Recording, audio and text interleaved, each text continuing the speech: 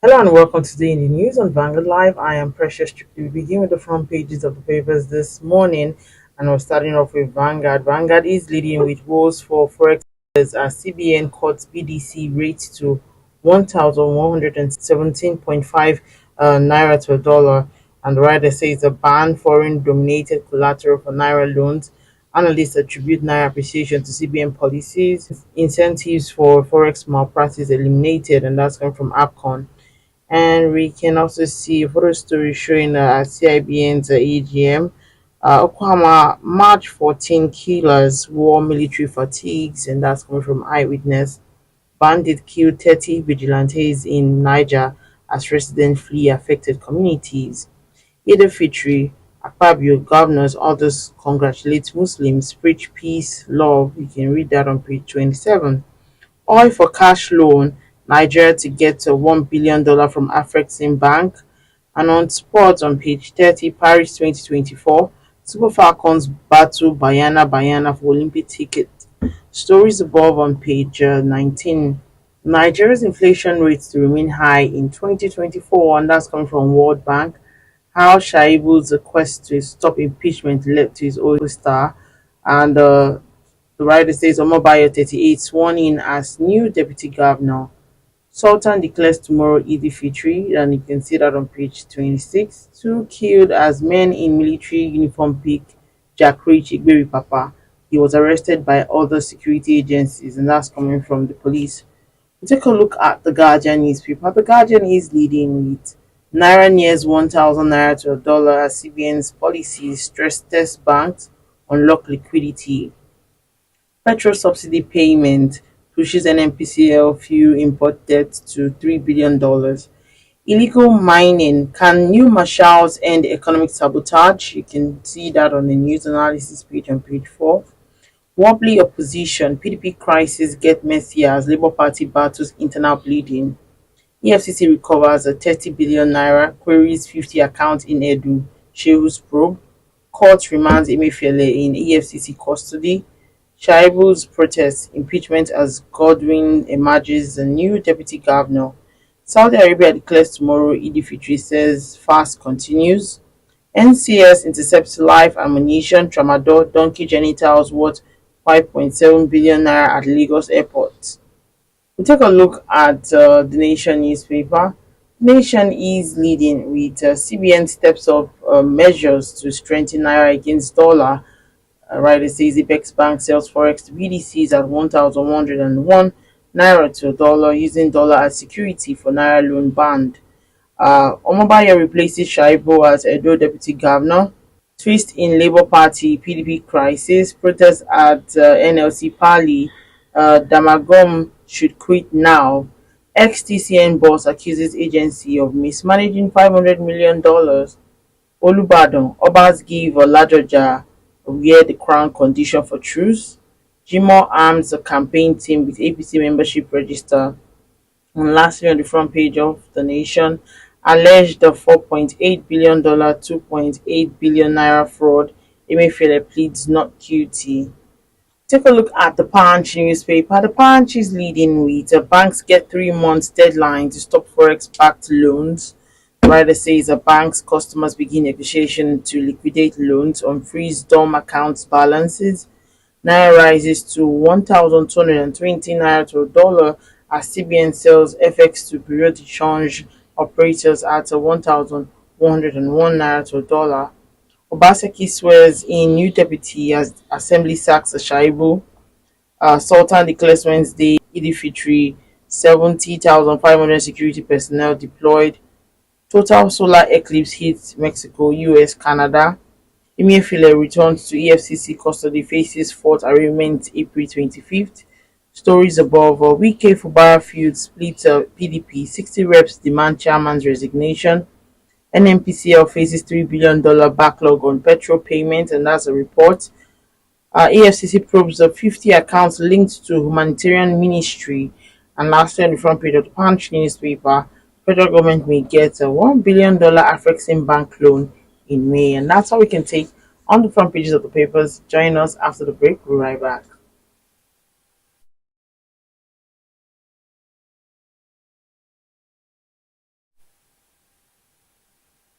Welcome back. If you're just joining me still today in the news of Manga Life, I am Precious Tripodi. Joining me to talk about some of the stories on the front pages of the papers this morning is Mr. Dayo Akintobi, publisher of Lipeju Today, Ikeja Today, and Lekki Today. It's good to have you join me this morning. Always a pleasure to be Happy here. holidays. Happy holidays to the Muslim faithful and to all I'm telling Nigerians. you, they're enjoying though. Yes, 3 days, 3 whole days of holiday. Lovely.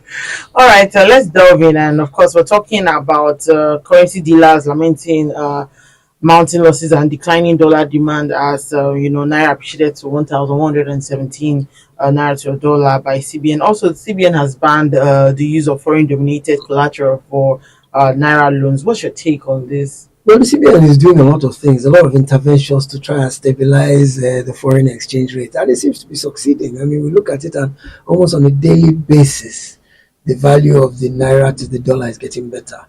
Yesterday, the CBN sold $10,000 to bureau de changes. I think there are about 1,400 of them that are registered. It sold it at 1,100 dollar, 1,100 naira to each dollar.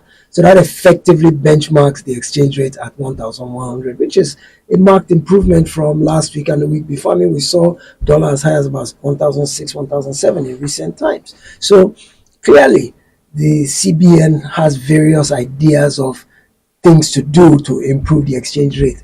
The downside of that, though, is that we're hearing that it is from our foreign reserve that they are taking these dollars that they are pumping into the economy. And of course, I'm not an economist, but my understanding is that is the foreign reserve, the bulkiness of the foreign reserve, how much is there that is kept in the foreign reserve that ultimately determines the exchange rate. So we don't want to be depleting that foreign reserve because that's what really backs the naira to give it its value. So if we are taking from it to do a temporary intervention in the market, what happens in the long term? In other words, is it sustainable to continue to supply the local market with dollars from the foreign reserve? I don't really know. This second step by the CBN to stop local businesses, there's already a law in place that says all transactions in Nigeria for goods and services must be done in naira, but it's never been enforced and people have not respected it. You see high-end schools advertising their school fees in dollars, even schools in Nigeria. You see those expensive condominium buildings in Ikoyi, Banana Island, Victoria Island, those expensive flats. You see them being advertised in dollars, whether for sale or even for rent. And then you see some high-end supermarkets too that price their goods in dollars. So essentially, the CBN is saying that is not good for our economy, is also illegal.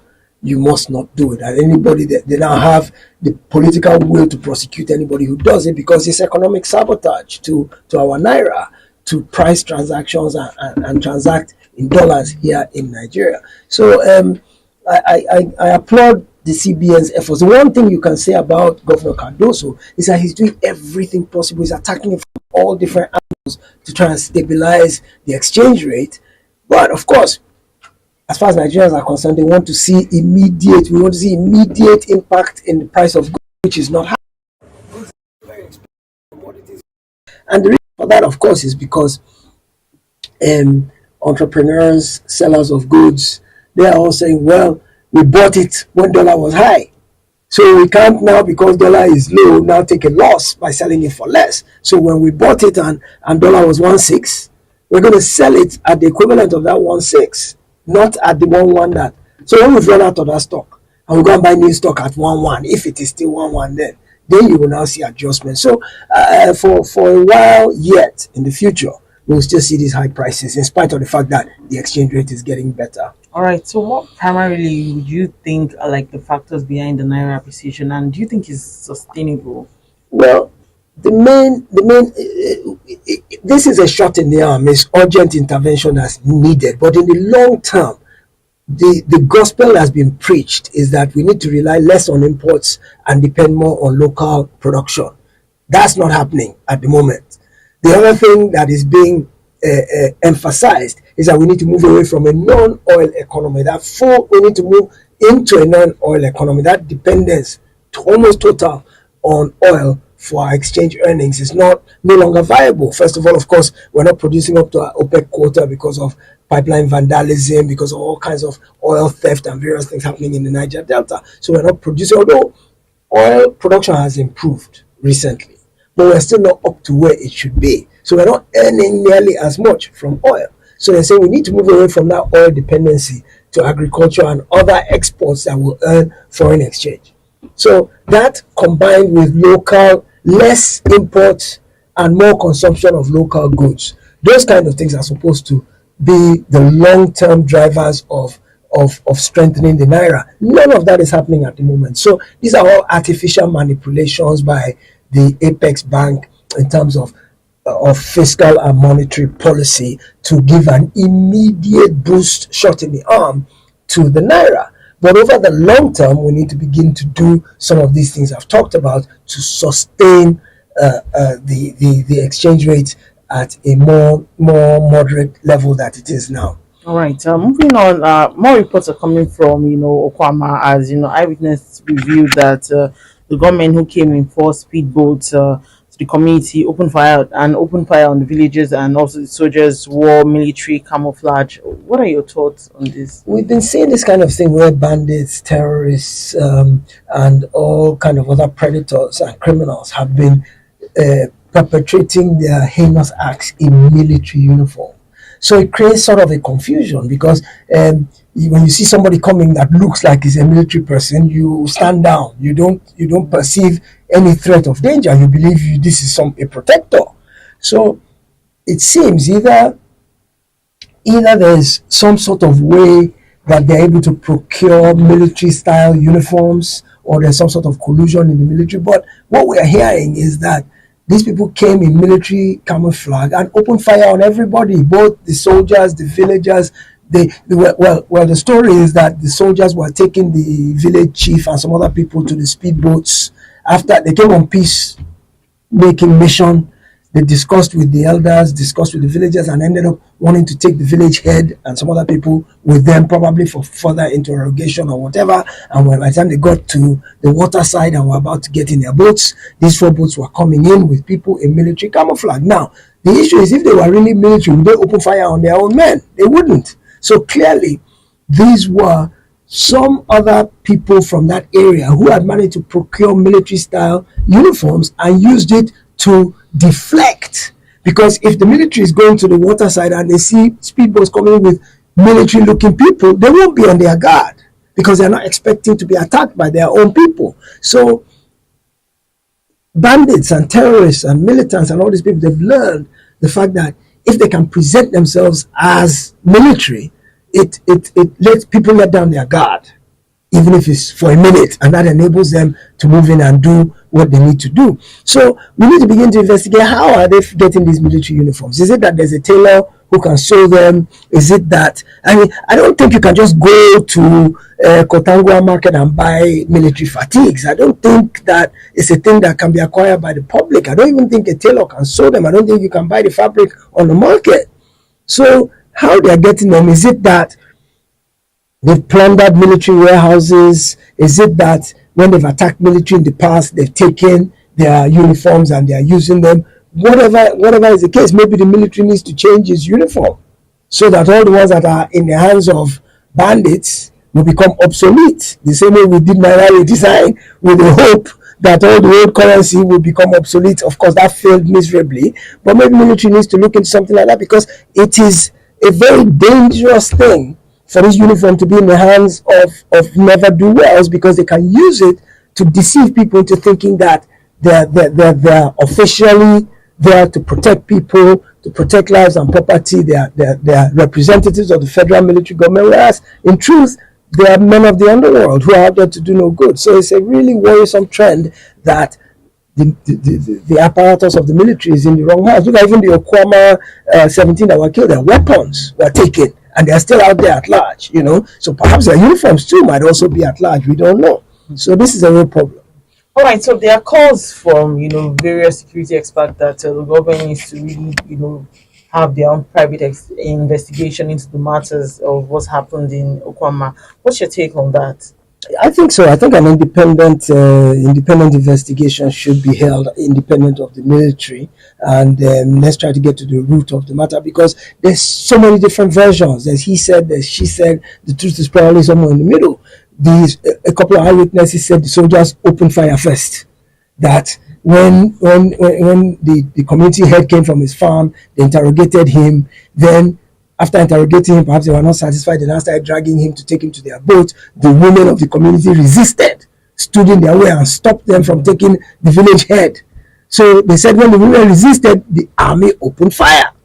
So that the army were the initial aggressors, that the army opened fire on the villagers. And that was what led to these people coming in a speedboat to come and retaliate. So we don't know the truth. Of course, the army is denying that. The army said they went on a fact-finding mission. They were doing their work peacefully when they opened fire on. So who is telling the truth? The only way to find that out is for an independent investigation. Yeah, the army should do its own. Of course, the army is doing its own investigation. They're there still trying to find. They've declared some people wanted. One or two have turned themselves in and are assisting with the investigation. So the army should do its own. But perhaps the National Security Advisor, the DSS, one or two other independent agencies should carry out an independent investigation to get to the root and the truth of what really happened. All right, we're moving to Edo State. Yesterday, what happened? What do you think about the impeachment of Philip Shaibu and also the internal wranglings that's been happening in Edo State? Well, it's just symptomatic of what typically the tension and the strife that exists between governors and their deputies. I mean, I think I read somewhere that Shaibu is about the 19th or 17th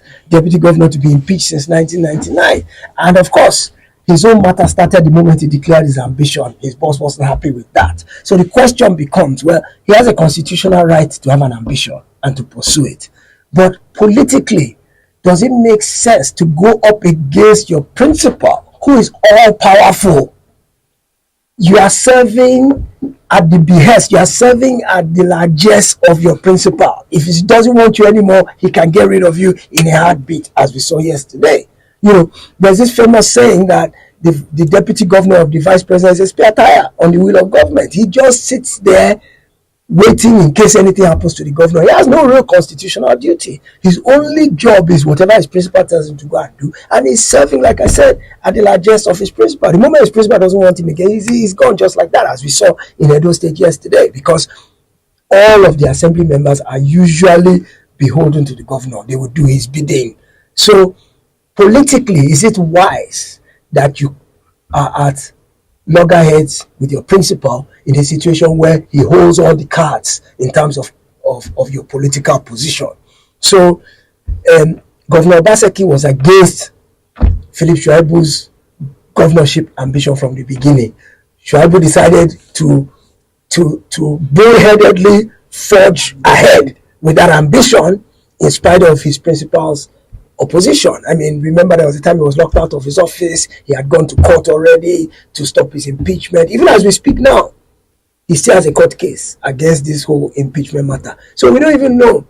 Depending on how the court case comes out, we don't know what the court will do. But I think he's done and dusted, really, at least for this election, really, this upcoming election at the end of this, later in this year. I don't think there's any party he can go to now that will give him the ticket. So I think it's just burns his bridges, really. But then you ask yourself that, okay, what could he have done? And assuming he tried to persuade his principal to back his ambition, and his principal kept saying no, is it proper for him to have just licked his wounds and gone off to sit quietly in some corner? Or if he really has this desire to serve, is it not right for him to have tested his popularity? You know, so I kind of feel bad in a way, because I think that in a democracy,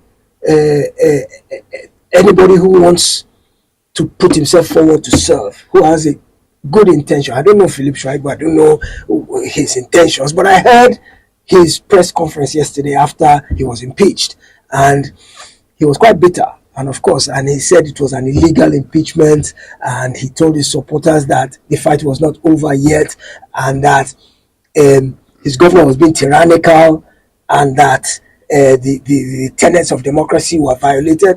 And what everybody has been saying since then is, when your principal refused to swear in the assembly members for 4 years, you are part of that. That was a rape of democracy. You didn't speak up then that they were raping democracy. Instead, you participated in that travesty. So what mouth do you have now to be saying that your rights were violated when you were part of violating democratic norms, when your administration didn't swear in the assemblyman for 4 years? So it's part of politicking. Like I said, 17 deputy governors. It's very rare. I don't think I've seen it where a deputy governor has actually succeeded his principal and become governor, or a vice president. If you think back, a vice president has actually managed to succeed uh, his principal based on the principal supporting his ambition. Not that he became a rebel and went to go and try and do it on his own. It rarely happens, not just in Nigeria, but across the world. All right, moving on. The World Bank has said that Nigeria's inflation will remain high at 24.8% in 2024.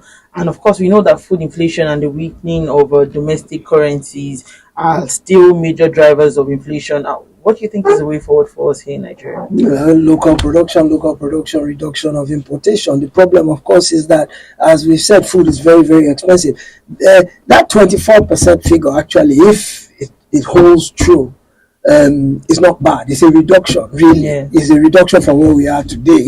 But it is still too high. We don't need to be in double digits at all, because then things become expensive and unaffordable.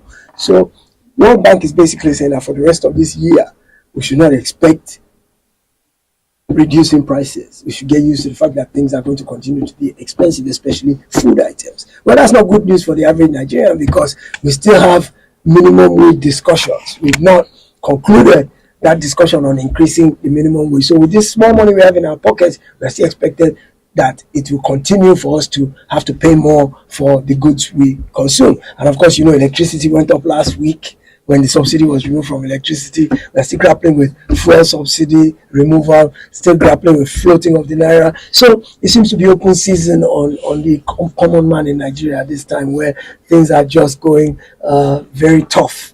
And it's a period of belt tightening and, making sacrifices and cutting out luxuries and things like that. But the most important thing is, let government itself cut its coat. Let government reduce its expenses, reduce size of government, which the president has tried to do, is reduce the number of foreign trips. In fact, recently he cancelled any minister cannot go for an overseas trip without express approval, and it has to be absolutely necessary. So they're trying to reduce government expenditure, which is the morally correct thing to do at the time you're asking the nation to make sacrifices to. All right, let's take a look at Mr. and Mrs. before we go. Mr. is speaking this morning. He says, I'm not one for office romance. It's just that I have a large heart and there's a lot of space for people in need.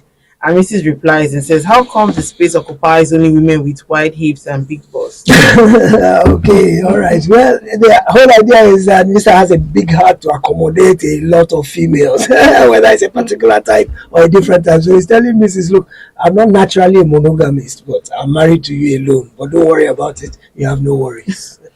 All right, thank you so much, Mr. Daya Akintobi, publisher of Liquid today, Lekki today, and Ikeja today. Thank you for sharing your thought with us this morning. My pleasure. Always. Also, remember that you can equally like, share, and subscribe on all our social media platforms showing on your screen. To find out up-to-date stories, go to our website www.vanguardindia.com to find out more. I am Precious Chukudi. Thank you for watching.